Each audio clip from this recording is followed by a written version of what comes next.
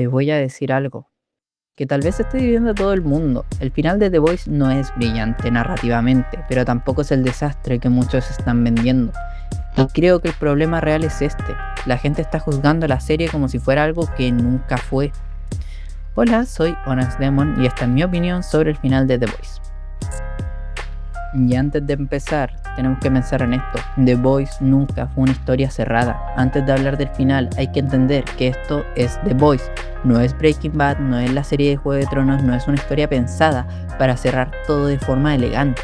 Es sátira, es exageración, es un desfile de ideas brutales, incómodas y muchas veces irregulares.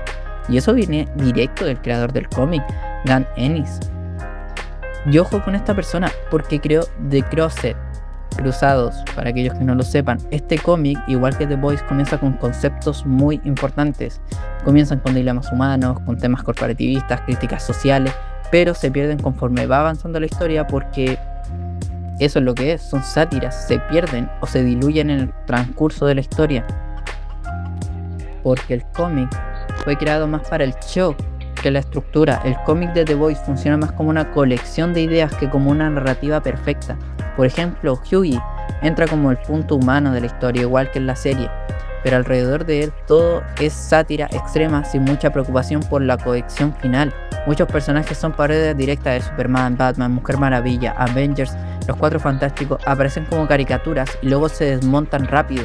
No hay un peso sobre ellos, simplemente están ahí cumpliendo su rol, su contraparte de ese mundo, y simplemente queda como el cómic no te está construyendo un universo sólido, te está diciendo mira qué horrible puede ser este mundo porque la antorcha humana participa en relaciones con un montón de mujeres, y eso cambia completamente cómo debería verse la serie, porque no te están diciendo somos el cómic, te están diciendo somos nuestra propia identidad aparte.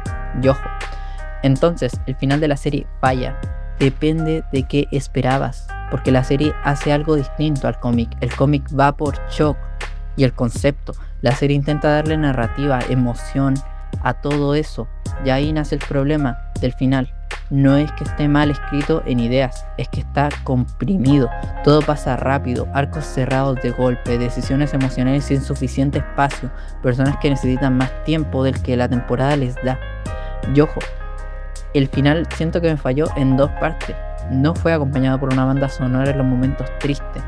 Y siento que la muerte de terror fue tratada como muy a la ligera. Pero ojo, también tenemos que entender que Butcher ya se está desmoronando. De acá es donde la serie sí gana, en Homelander. E incluso lo mejora respecto a los cómics. En el cómic, Homelander termina siendo destruido de forma mucho más externa.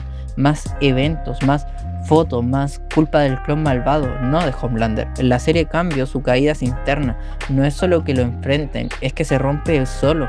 Paranoia constante, aislamiento, pérdida total de confianza, su propia imagen volviéndose en su contra. No cae como mito, cae como alguien que nunca tuvo una base real. Y eso es algo que la serie maneja mejor que en el cómic, porque Homelander acá cae por paranoia, por exceso de arrogancia, por orgullo. En cambio en los cómics él cae porque realmente piensa que es alguien roto, un producto defectuoso, pero en la serie te nos dicen que solo es un niño buscando la atención que nunca tuvo.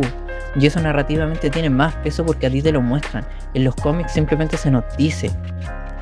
Y viene lo interesante, porque mientras el cómic los héroes son más funcionales narrativamente y el caos es parte del punto, no un problema, en la serie intentaron humanizar más a los personajes, darles cierres emocionales y trasfondos. Entonces cuando llegas al final, el cómic no necesitaba cerrar bien, no necesitaba un final romántico. La serie sí intentó cerrar bien y por eso se siente apresurado, porque están viendo una historia que viene del caos intentando comportarse como drama estructural. Y esto es importante porque Butcher en el cómics es más extremo desde el inicio, su caída es más clara, más directa, más violenta. En la serie lo hacen más humano, más ambiguo, más trágico. Y eso hace que su final se sienta distinto, porque en el cómic él es una bomba que explota nomás, que acaba con sus compañeros, amigos, porque simplemente quiere acabar con todo.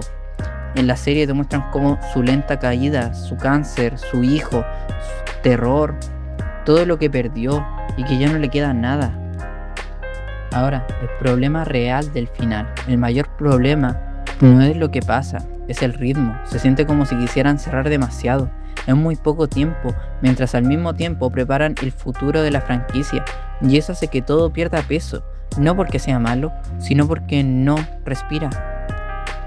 En conclusión, ¿qué es este final? No es una traición, no es una obra maestra, es un final irregular, de una serie que siempre fue irregular, y si lo comparas con los cómics se entiende todavía más. El cómic nunca fue sobre un cierre perfecto. De hecho, los lectores lo entenderán, tiene dos finales después de la muerte de Homelander, donde los héroes ganan y donde continúa la historia y Butcher los mata a todos. Y eso es importante, la serie intenta darle un cierre perfecto, algo que no nació para eso. El cómic no tenía eso y la serie se tenía que basar en el cómic para el final. Y en eso chocan, porque es donde nace toda la discusión.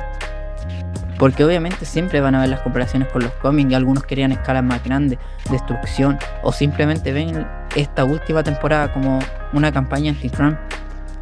Y tal vez tengan razón, pero eso no desacredita todo el valor narrativo que llega a tener. Y claro, tal vez a muchos no les guste, pero es un final mejor que el del cómic.